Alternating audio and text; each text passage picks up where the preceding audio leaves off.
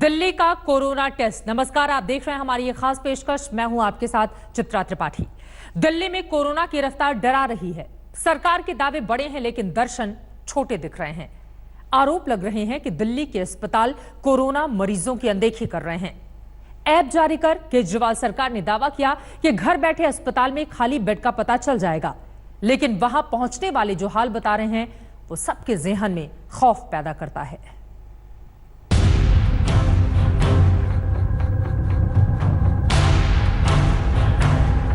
देश अनलॉक हो गया, जिंदगी को रफ्तार मिल गई, लेकिन कोरोना की चाल धीमी नहीं पड़ी है। राजधानी दिल्ली में तो रफ्तार डराने वाली है। दिल्ली में 24 घंटे में कोरोना के 1350 से ज्यादा मामले जुड़ गए।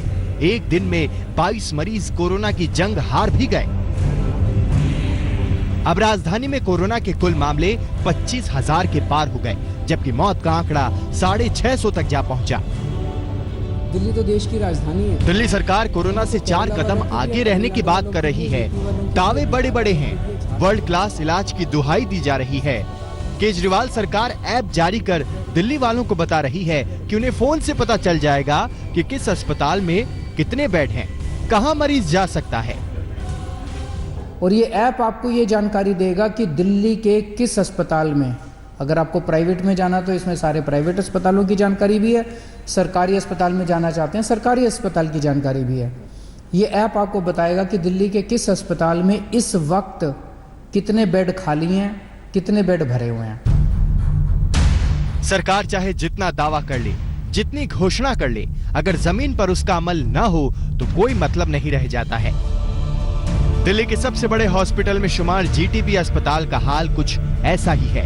दिल्ली सरकार ने इसे पूरी तरह से कोविड अस्पताल बना दिया है, लेकिन अस्पताल का रवैया बदला नहीं है।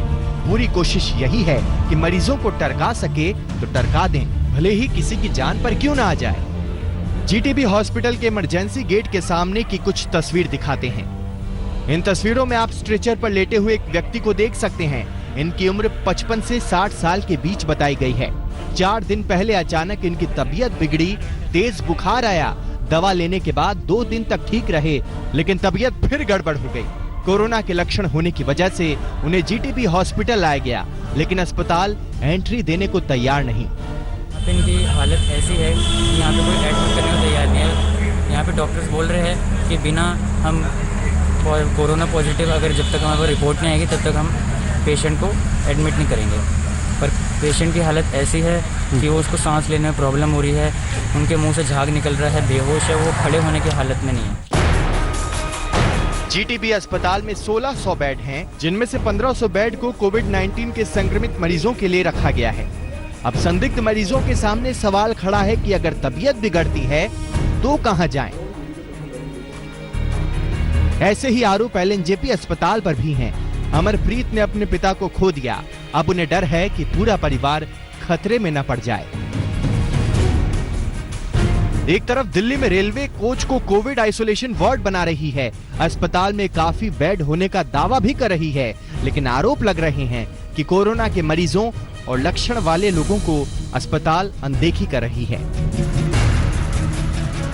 निखिल लखवानी के साथ पंकज जैन, दिल्ली आज तक। दिल्ली में कोरोना टेस्टिंग का विवाद गहरा गया है। कल दिल्ली के स्वास्थ्य मंत्री ने आरएमएल अस्पताल पर गलत टेस्ट का आरोप लगाया था, तो केंद्र ने भी मोर्चा खोल दिया। केंद्रीय मंत्री डॉक्टर हर्षवर्धन ने कहा कि टेस्टिंग बढ़ाओ, इस पर सवाल ना उठाओ। 29 सैंपल्स जिसको राम मनोहर लोहिया अस्पताल ने पॉजिटिव घोषित किया था, उसमें से 12 सैंपल नेगेटिव पाए गए। सत्येंद्र जी, एक मिनट ध्यान से सुनिए जरा। डोंट ब्लेम जो इंस्टीट्यूशनलाइज्ड मैकेनिज्म्स है। देश में कोरोना वायरस के मामलों में तेजी से उछाल आया है और पिछले कुछ दिनों में दिल्ली की स्थिति लगातार बिगड़ती हुई दिख रही है।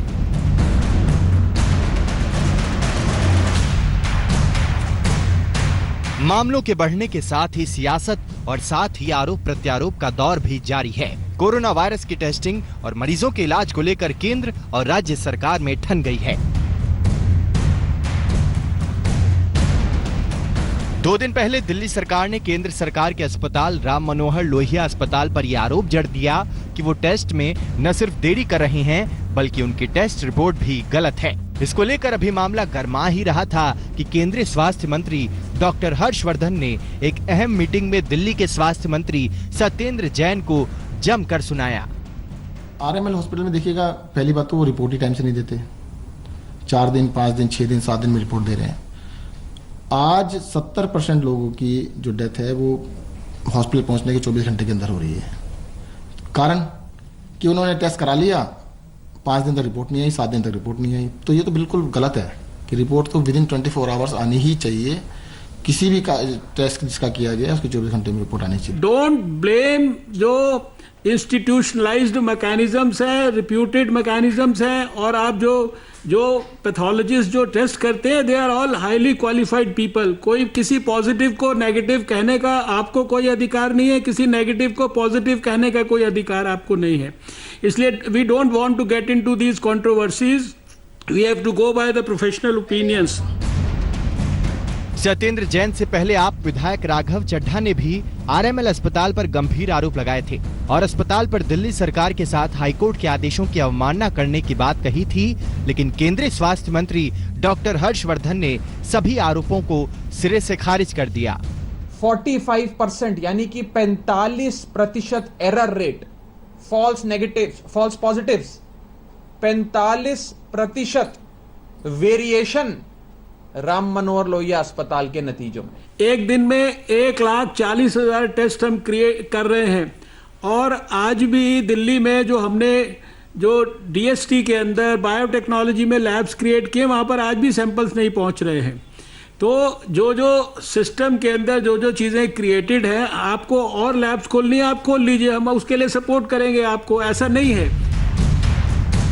विवाद के बाद आरएमएल अस्पताल ने भी बयान जारी किया था जिसमें उन्होंने कहा था कि कई टेस्ट को अलग अलग जगह पर जांच के लिए भेजा जाता है ताकि किसी तरह की गड़बड़ ना हो।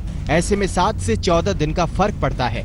हमारी कोशिश पुराने केस तुरंत निपटाकर आगे अच्छी क्वालिटी का काम करने पर है। बहरहाल एक बात साफ है कि दिल्ली का इन सियासी झगड़ों से कुछ भला होने वाला नहीं है। अगर दिल्ली सरकार और केंद्र सरकार दोनों साथ नहीं आए तो न ही कोरोना से लड़ाई जीतेंगे और न ही कोरोना से पैदा हुए हालात से। दिल्ली से मिलन शर्मा के साथ आज तक ब्यूरो। नमस्कार, मैं हूं अंजना ओम कश्यप। हमें उम्मीद है ये वीडियो आपको पसंद आया होगा। लेटेस्ट खबरों के लिए यूं ही देखते रहिए आज तक, और इस वीडियो के पसंद आने पर लाइक, शेयर एंड सब्सक्राइब करना ना भूलें।